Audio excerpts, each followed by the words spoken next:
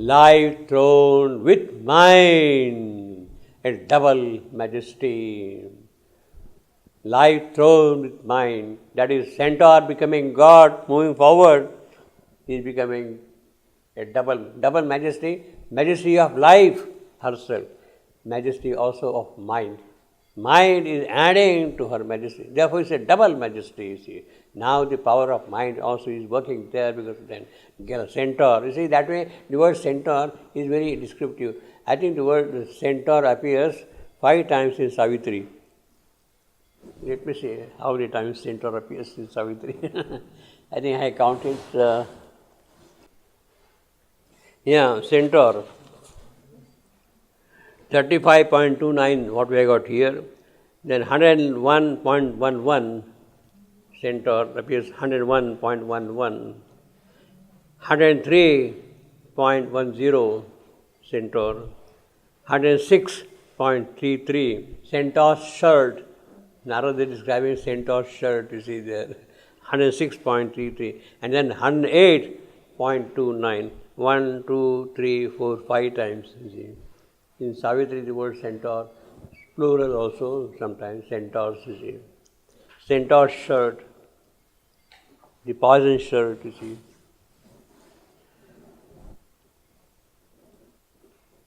Worlds were there of a happiness great and grave, and action tinged with dream, laughter, a thorn, and passion there could wait for its desire, until it heard the near approach of God. That's a great thing, that the passion has patience to wait till it hears God approaching. God is approaching, you want to hear Him, and passion has patience enough to wait. And passion there could wait for its desires until it heard the near approach of God. God is coming forward. That's the gallop part of it, from centaur's gallop to man, to God, you see. Worlds were there of happiness, great and grave, and action tinged with dream, laughter with thorn, and passion there could wait for his desire, until it heard the near approach of God. Near approach to God means God is approaching closer. That is what it means. It hears the footsteps of God coming closer to you, see. Worlds were there of a childlike mirth and joy. There is a purity, there is a kind of innocence in that joy and in that mirth. Worlds were there of a childlike mirth and joy, a carefree youthfulness of mind and heart. So child, youth, he has no care at all of mind and heart, absolutely no care, you see. That is the joy of a youth, you see.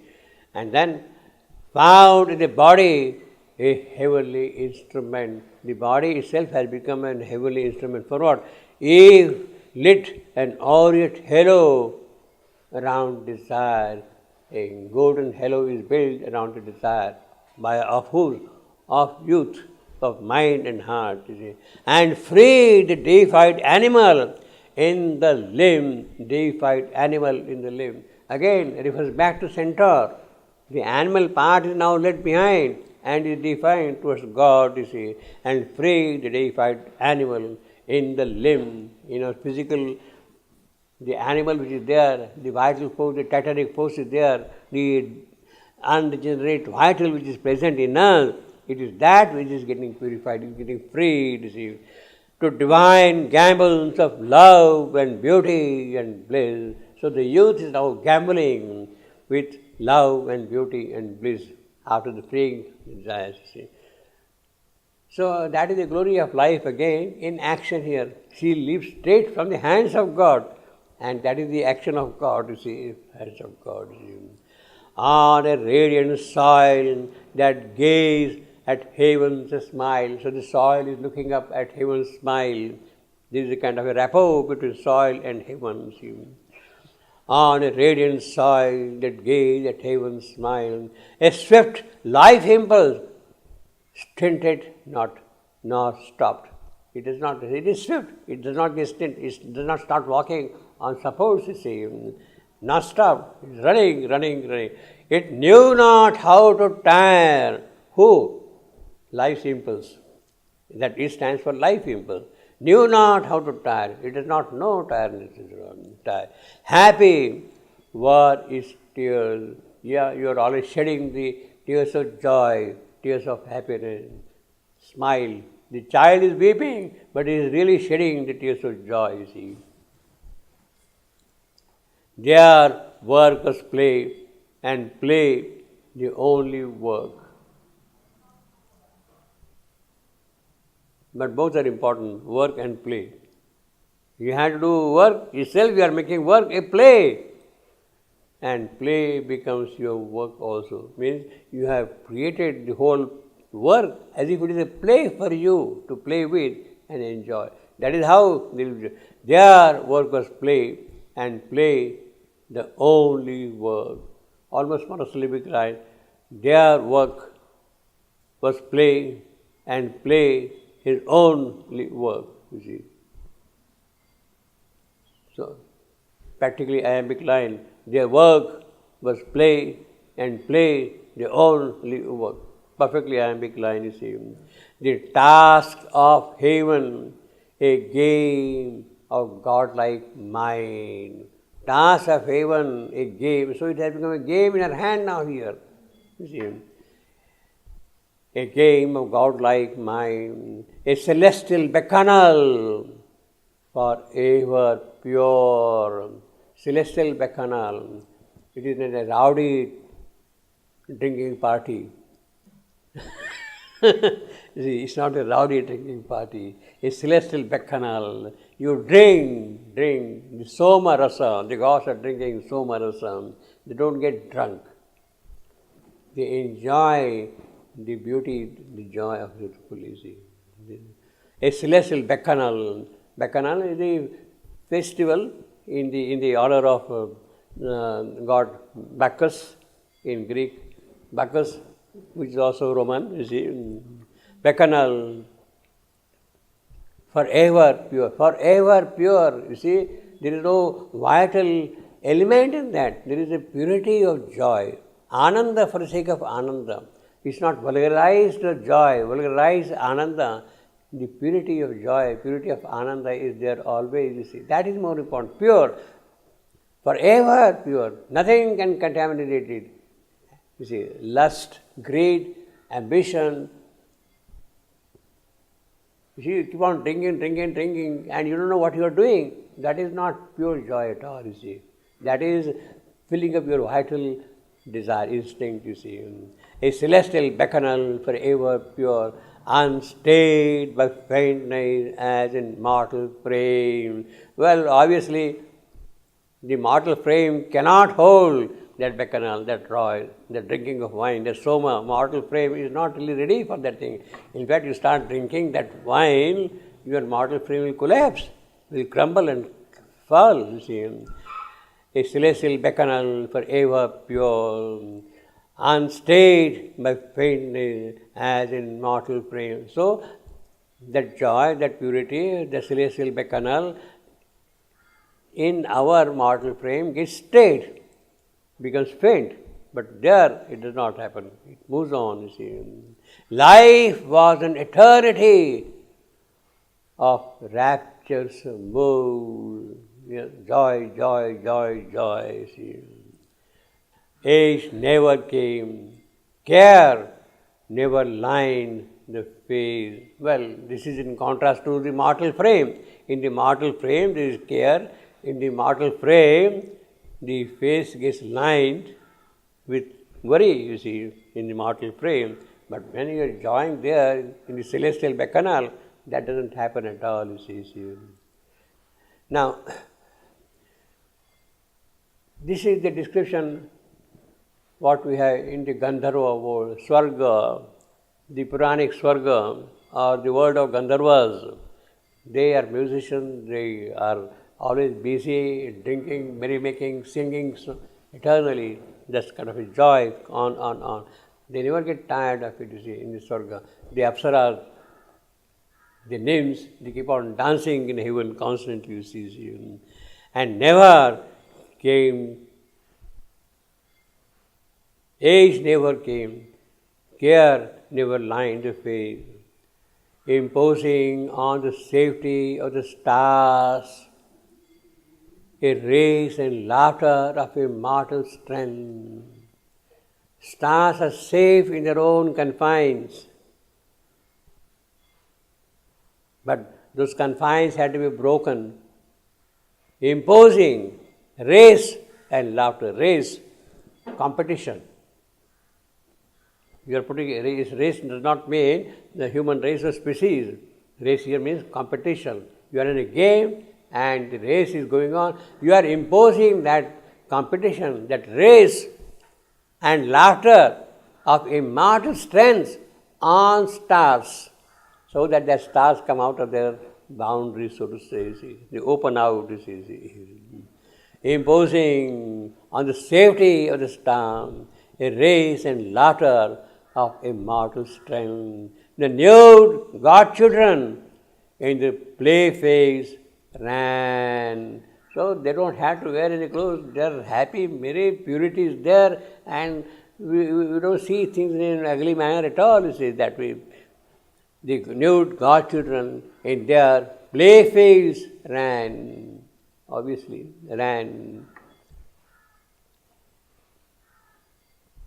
Now this line, the nude godchildren in the play phase ran.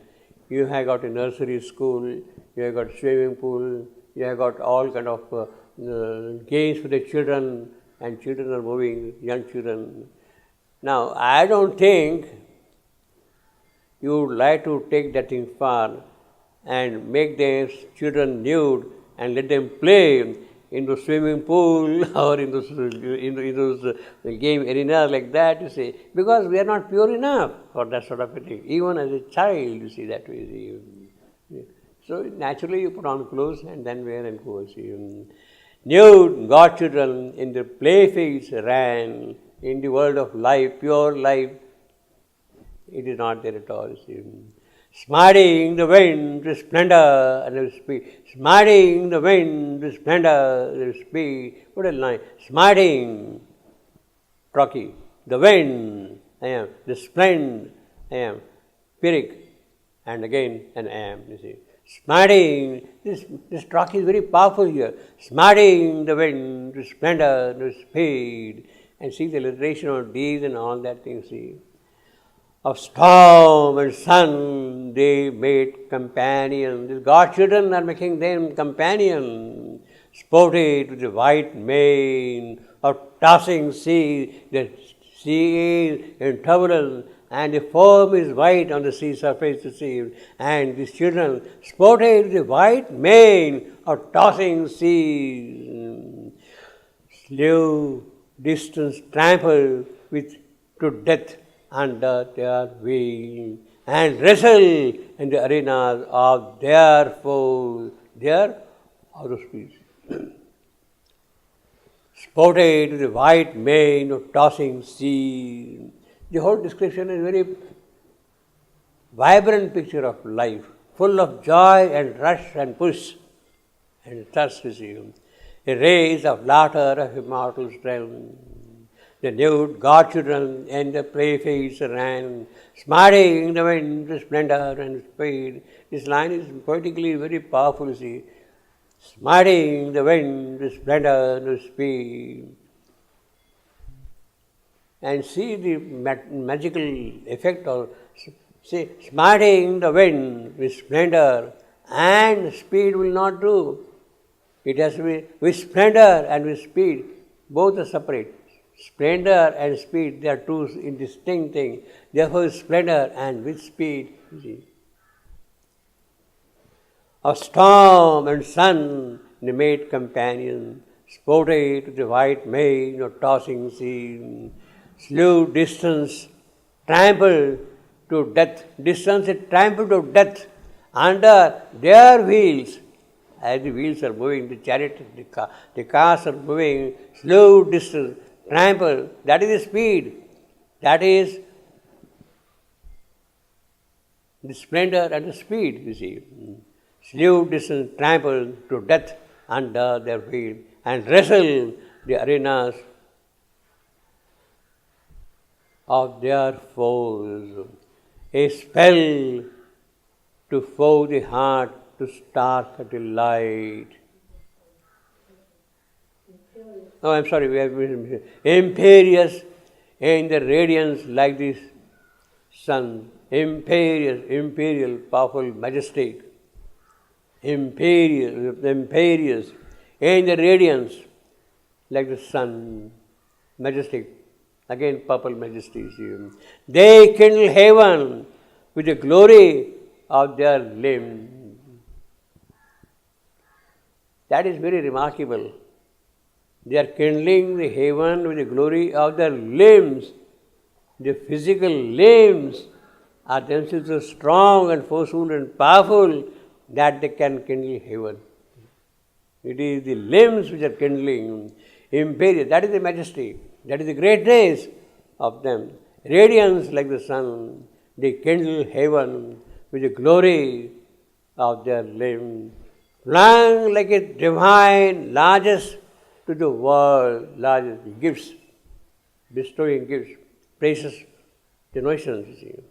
Flung like a divine largesse to the world. The word largesse we have already seen once appearing earlier, largesse. So largesse, the word largesse appears twice in Savitri, the second instance is here. Flung like a divine largesse to the world. Precious gifts, largesse. You give free gifts, you see. A king gives largesse to his subject, you see.